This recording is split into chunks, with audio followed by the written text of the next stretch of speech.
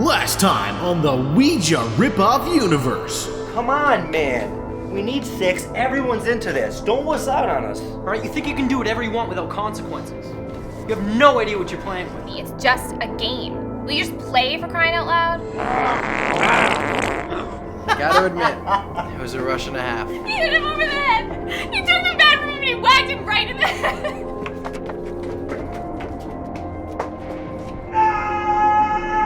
And now,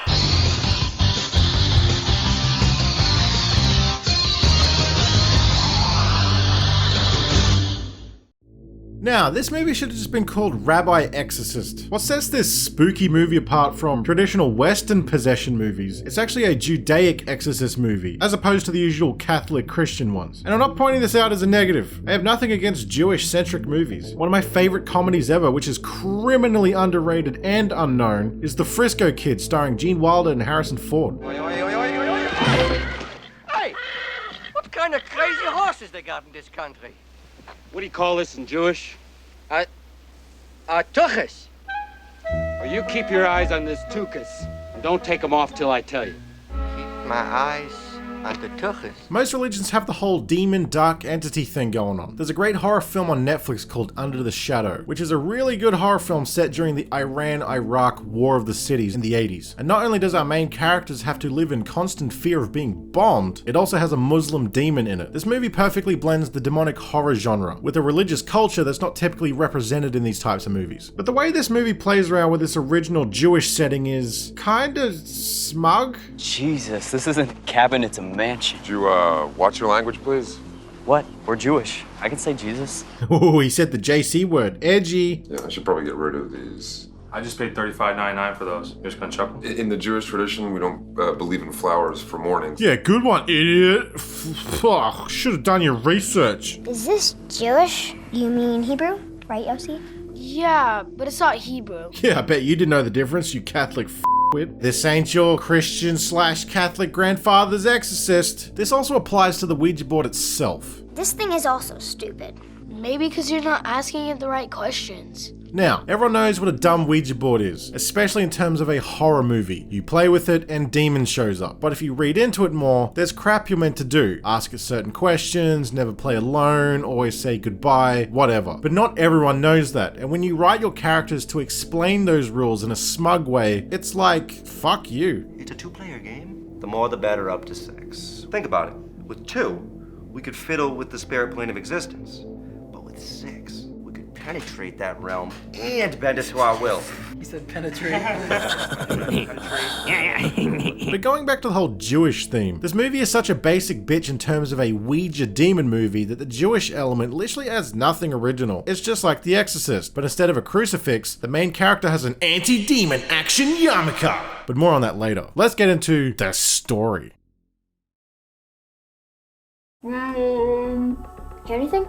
Nope. This thing's stupid. That's not how the tin can phone works. Haven't you seen Walk the Line? Hello, grand girls. Can you hear us? Hello, Carly. You gotta pull it tight. You gotta pull the string tight. So, this movie just starts. 3 kids are playing in a tent in their bedroom because it's one of their birthday parties. And this kid is wearing sideburn curls. I was gonna bring this up in a question, but I'll probably get yelled at. And none of the other kids explained why he's wearing them. But hey, just because none of the other characters are explaining why he's wearing curls, doesn't mean this film's void of exposition. You know what isn't stupid? Your birthday present. I can't believe you stole this from your dad's office. Let's try it. And it begins. All of these amateur filmmakers being allergic to the term show don't tell. They should make a horror movie where a character gets possessed by the demon of exposition. I can't believe you took the Ouija board from your dad's office. It's also crazy that your dad is also a rabbi who has a history of exorcising demons in his travels. And there's a specific reason why he had this Ouija board in his office that we won't find out until the end of Act 2 later in the film. Also, you two are secretly in love, which will come back later. But let's get back to playing with the Ouija board. So, the Ouija-ing happened off screen. The Curls kid rings his dad for help. I took the Ouija board and let Max play with it and... What Ouija board? Not the one from my office? I can't believe you stole this from your dad's office. Hey, what are you guys up to tonight? Going down to that basement? Yes, I'm sorry, It's out. Rabbi Man to the rescue! He's walking around with a torch, but he's not looking in the direction where he's shining it. He sees the dead bodies of one of the kids' parents who weren't properly established, because remember the old saying, kids, tell, don't show. Hey, Bev, your parents are here. Oh, okay. We didn't get to see them alive, so we feel nothing for them dead. Then we get a zombie dad, and... Many years later, Henry Cavill's talentless brother, Donald Cavill, wakes up from a nightmare. That was the past. He's the kid, that's him. And then he gets a phone call about his dad, and he's you know what? F*** you, here's some exposition. So glad I finally get to meet my grandfather for the first time, right before he's about to die. Yeah, I guess I deserve that. You think? I'm having a hard time figuring out why he would put you in a foster home for no reason. Because your grandfather is an extremely selfish man. Just sucks is all. Especially considering you can't remember your childhood because of some stupid accident. This scene is brought to you by the wonderful people at GoPro. And in this one particular shot, his son can be seen wearing a white t-shirt with headphones in. This haunting image will come into play later for the actual scene it was filmed for. So they arrive at the father's house who is dying. Donald Cavill has some hesitation to walk inside of the house from that one fateful night long ago. And rather than a close-up on his face showing that fear, let's just do it all in this shitty handheld wide shot. Then they are led upstairs by the maid or a health worker, followed by some truly Oscar-worthy dialogue. He's stable now, but we're not sure how much time he has. Does he know we're here? No. I did as you asked. I didn't tell him you were coming. I'll leave you to it then. Then they meet the dying father, who now has grey paint all throughout his hair, and everything gets really sad as he meets his grandson for the first time. You're a handsome young man. What's your name? Noah? Your grandson. I don't have a grandson. Yes. Yes, you do. Now, get ready for the most heartbreaking, gut-wrenching, dramatic acting you will ever have the privilege to witness on screen. Joseph, you're not supposed to be in this house. It's too dangerous. I think after 30 years, I actually deserve an explanation. What is so dangerous about an old house? It's not the house. It's what's in it. No, leave the room. Dad. No, go. Oh, that audio. Now this isn't an ADR problem, it's where the mic is. The close-up, the mic will be just above his head. In the wide shot, it's high up, capturing everyone's audio. So his close-up dialogue is super crisp and loud. It's not the house. Where his talking on the wide is soft and muffled. What is so dangerous about an old house? Anyway, then he shoots his Pee Wee Herman's son away for a private one-on-one where nothing new is learnt. I did what I had to do to protect you. Protect me? You self-righteous piece of crap. Protect me? I spent 10 years getting my ass kicked in foster homes. Where was your protection then? It was for your own good. He walks out and his father just dies. And then suddenly we're at the wake. No sad music, no little montage, no idea what the passage of time is, just boom, we're here. And ladies and gentlemen, I present to you Stone Cold Hank Schrader. Please behave yourself, Jeff. What's in it for me? What do you mean? We haven't done it in forever. I wonder why that is. Alright, I don't care what he does. This is already my favorite character. That's what flowers for you. In the Jewish tradition, we don't believe in flowers for mourning, so that's why I'll go put these in water. They're not even real. So the girl from the opening has grown up and now she has a daughter who will provide the sex hole that Pee Wee Jr. will spend the rest of the movie trying to conquer with all of his creepy simp charm. Hi, Noah Barnett at your service. Chloe. You must have made this. Why? Because it smells heavenly. Can I go now? Hank Austin, however, isn't the father. The real father died, so Donald Cavill can jump in on that action and accomplish his goal established at the start of the film. So I'm skipping over all of this character setup because we got some boring reminiscing of the opening scene to be had. Oh, the good old days. We're all grown up now, though. And remember when I was confused why he was wearing curls at the start? Well, all I had to do was wait 18 minutes and then they addressed them. You were really cute back then, though. Your glasses, your little curls. Well, I don't have the glasses anymore. And my little curls are now big curls. They are bigger curls. I have much bigger curls than when I had before. before. So, while they're having reminiscing exposition, or as I like to call it, Remin exposition, which you can see a high-budget version of from my review of the actual Ouija movie from last year's Halloween special, Pee-wee Jr. stumbles upon his grandfather's office, the office from the beginning. I can't believe you stole this from your dad's office. What Ouija board? Not the one from my office? Going down to that basement? And what does he find? Well, a Ouija board, of course. Okay, board. Let's see what you have to say.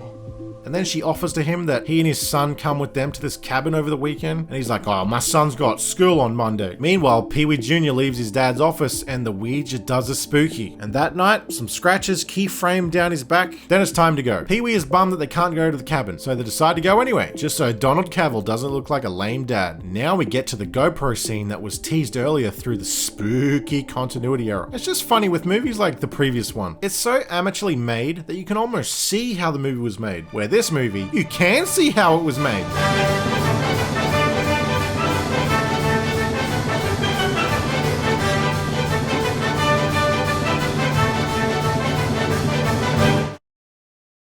That's not to say that Ouija Possession looks better than Ouija Exorcism. It's like, all of these movies are equally poorly made, but whenever there is competence, it's never the same. These movies always keep you guessing, except for Paranormal Entity, as seen in the Paranormal Activity Ripoff Universe Part 1. That movie starts off declaring incestuous rape, and... my beautiful sister, Samantha. Smile. Look at her, isn't she pretty? Yep. Speaking of Paranormal Entity, this movie was filmed at the same house. That's the kitchen. That's the lounge room. Wow. We have a crossover in the ripoff universes. Whatever the hell this Hollywood house is. We are introduced to the witch lady who's going to give us all the demon rules and lingo later. But anyway, Hank wants to bang her and she wants to bang him, even though he tries to palm her off to Donald Cavill. Recent divorcee, on the prowl, because she's a cougar. Like an older... Yeah, no, I get it. But he don't play that game. How does Bev feel about you doing yoga with other women? You listen here, Rabbi. If you even think about opening your mouth to Bev, you're being matzah through a straw for the rest of your life. That's how matzah works. At this point in the movie, things just start happening. The love interest says to Hank Austin to unpack the car, and then he hides bread because he doesn't want to go on the hike. I forgot the bread at the market. Get it later. I can't. We have our family hike. We can't have sandwiches without bread. I'll be back later. Love you. Then he goes and bangs the yoga witch, kind of very fast.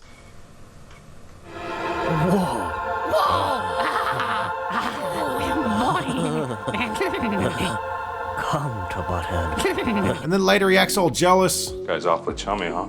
It's just catching up on old times. I'd love to hear about your old times with my girlfriend, Joe. Also intercut with this, Pee-wee Jr. walks in on Eye Roller Girl doing a Fast Times.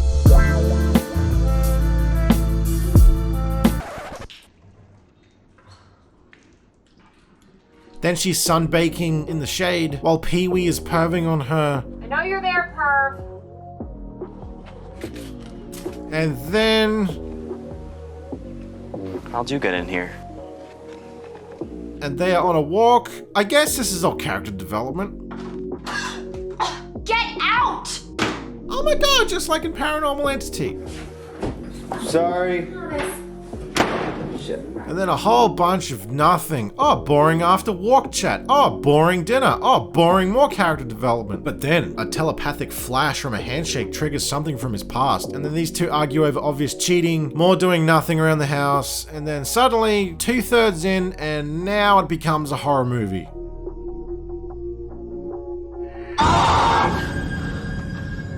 This kid has been playing with the Ouija board this whole time, but nothing horror movie-esque has happened aside from a shitty visual effect of the thing moving on its own. Then the father catches wind of the son playing with the board, and then he gives him a big stern lecture. Then why do you care? Because I'm your father. Now get inside and go to bed. You're an asshole, you know that? Which results in just throwing the board in the bin. But as we all know, the board can follow you. How'd you get in here? The bin falls over and whoa, the thing's moving on its own again, even though it's already in the bin right above the board. Then these two have more Remin exposition and discuss the fateful night from the beginning of the movie. Why can't I remember what happened that night? Ever since I've been here, I'm having snippets. Turns out this guy was like Wolverine, can't remember his origins. He was in a tank. He was possessed as a kid.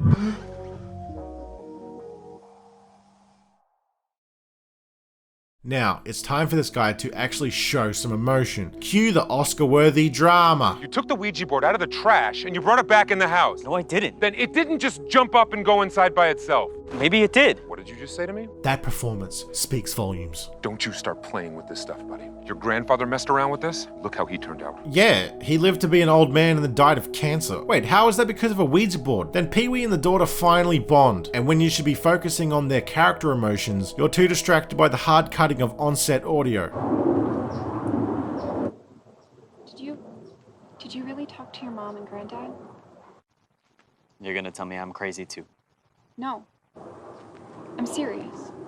Then the father returns to the cabin to find the Ouija board on the ground outside, when suddenly he gets another vision.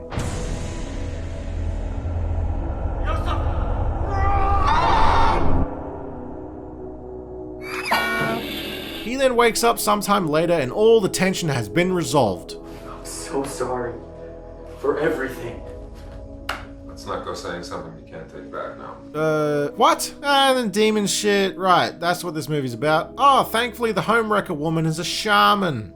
Ronnie's a certified EMT. And a shaman. I thought shamans were men. It's a long story. Remen exposition incoming. Beth was telling me about that night when you were younger. Yeah. Oh, we just sat through all of this. Then they prattle on about the rules and logic of the Ouija board. You have a Ouija board back at the house? Has anyone else used it? It's okay, I followed all the rules. As long as no one else used it and Noah obeyed all of the rules, then What did you do? I played alone. You what? It's okay, I said goodbye. We should be fine, right? As long as Noah said goodbye, then the spirit can't escape. But it can still have influence and try to find a way out. They do a seance, he learns he was possessed, and...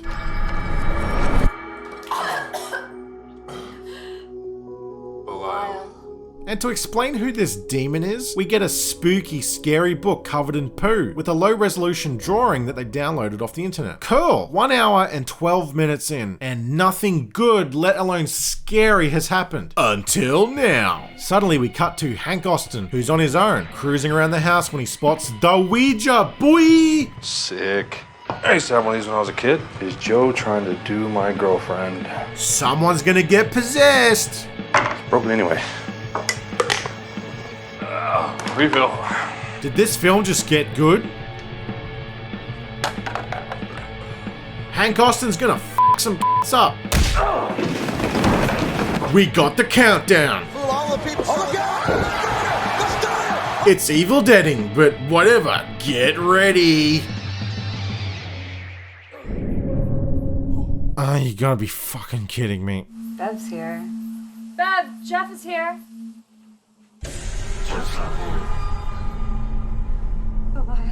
Oh, God. Ronnie, I found these.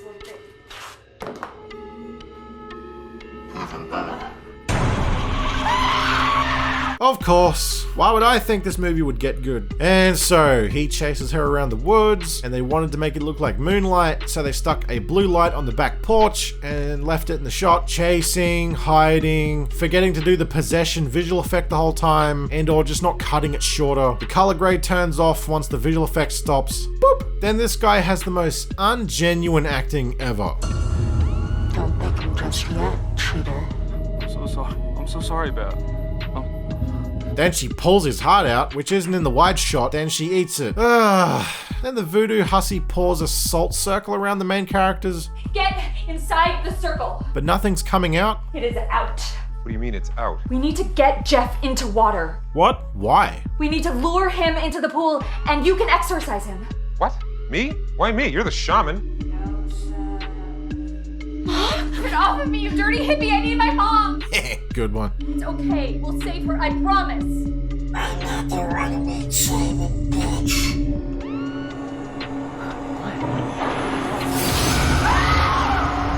Now there's salt. Give me back my son, you piece of shit! It wants you. Then why didn't it take me? Why did it take everyone but me? Why did it take Noah? It wants to make you suffer before it possesses you again. Wait!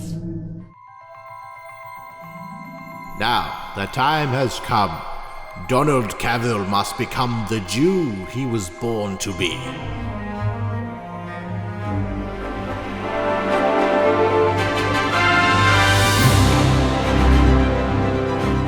is Rabbi Exorcist, born in darkness, sworn to justice, donning the anti-demon action yarmulke. No demon dare possess the innocent, so long as Rabbi Exorcist is around.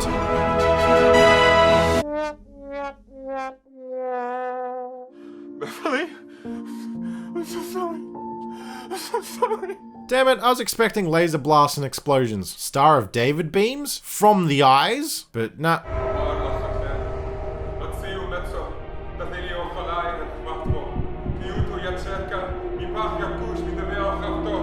Then the daughter locates the mother. Oh no, Pee-wee Jr. is possessed. Noah. Noah isn't here. Only Belial. Sorry, the book wasn't working fast enough. They try to exorcise the demon in him, then they do the exorcist thing. Fighting to hold on, the harder you try, the more it tears Noah apart before it moves on to you. Then let's give it what it wants. God damn you! Take me! Take me! But they're just gonna stab him, and that saves all? Because it's a mortal sin to try to take one's own life. What? You're the one doing it. That doesn't count as suicide, does it?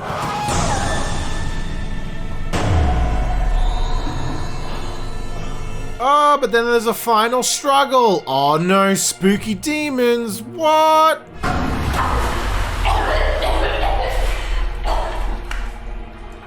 Ah, well, that's done. Pee-wee finally gets the pussy he's been chasing all movie. Dad was stabbed in the heart, yet no blood at all. In fact, it reduces. And then... Oh.